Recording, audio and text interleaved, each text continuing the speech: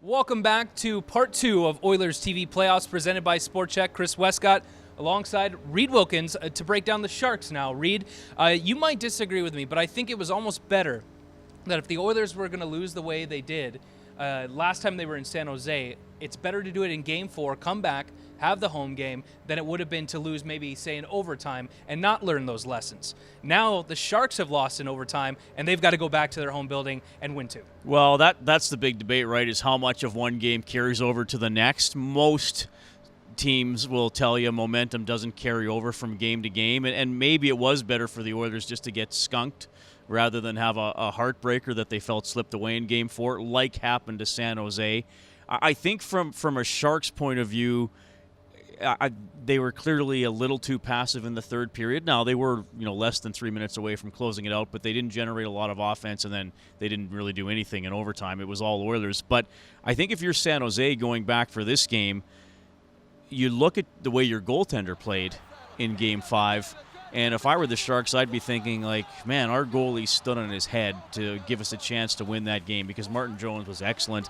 Obviously, the save on Nugent-Hopkins and the save on McDavid in overtime really stand out as two of the best saves of the entire series. So I think the Sharks are thinking, man, we just need to spend a little more time in the Oilers' end because we got a goaltender back there that's pretty hot right now. So when you have a goaltender like that, and the Oilers have Cam Talbot as well, it gives you confidence going into any situation, even if you're coming off a demoralizing or heartbreaking loss. But let's hear from the Sharks at the SAP Center from this morning. It's two good teams. I mean, they're a very good hockey team. We're a very good hockey team. And, I think everyone expected this series to be tight from the get-go, and it has been. Obviously, last game we had a 3-1 lead. We would have liked to win that hockey game. But, they came back and they played a great third in overtime, and it's our turn to respond to them. I thought we played well for 60 minutes. Both teams played well. Both teams had chances.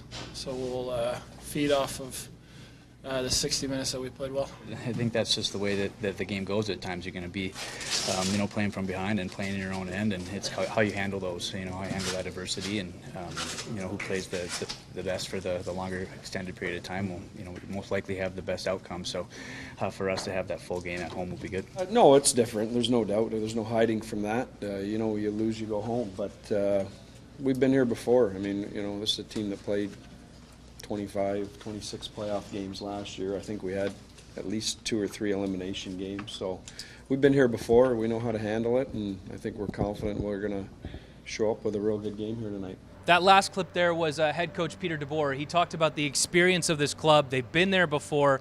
So heading in to a game where you face elimination, if you're the Sharks, you have to be a little bit more confident than some other clubs.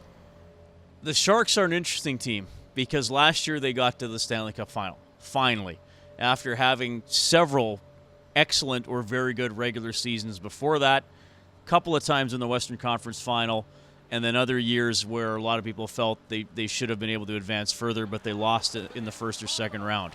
A lot of guys on the current Sharks were on both editions of those teams, both the Stanley Cup finalist team and the teams that were considered disappointments.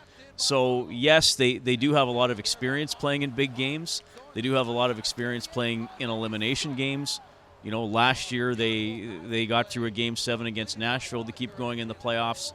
So, yes, I do think their experience is a factor, but, the less experienced team also has the lead in the series, right? There's always a time when a Which team with less would you rather experience be, right? I'd sooner be the team with the 3-2 lead. Yeah. So, I totally credit the Sharks' experience. I acknowledge it, that it's important, but I've also been saying throughout the series, I don't think experience is the absolute trump card when it comes down to what's going to decide this series and this game. And we've seen the teams that was labeled coming in as the inexperienced team show up big in a big game at home in the last game. So, and to dominate overtime against the more experienced team. So it doesn't really matter. It can, but it might not factor in. And it's been a crazy series in that there's been 4 of the 5 games have been close on the scoreboard.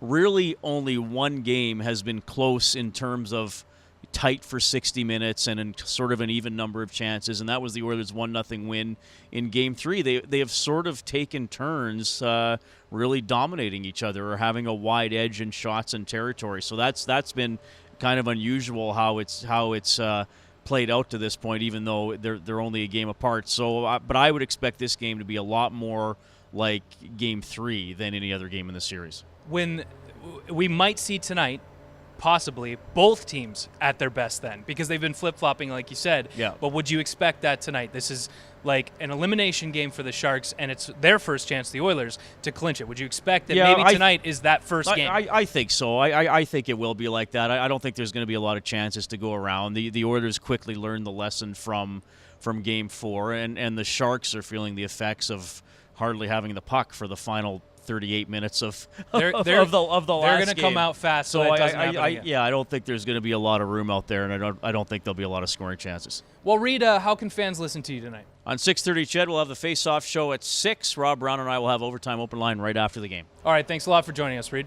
All right, that's Reid Wilkins. I'm Chris Wescott. Stay tuned after the game for live post-game coverage on Oilers TV. You've been watching Oilers TV Playoffs, presented by Sport Check.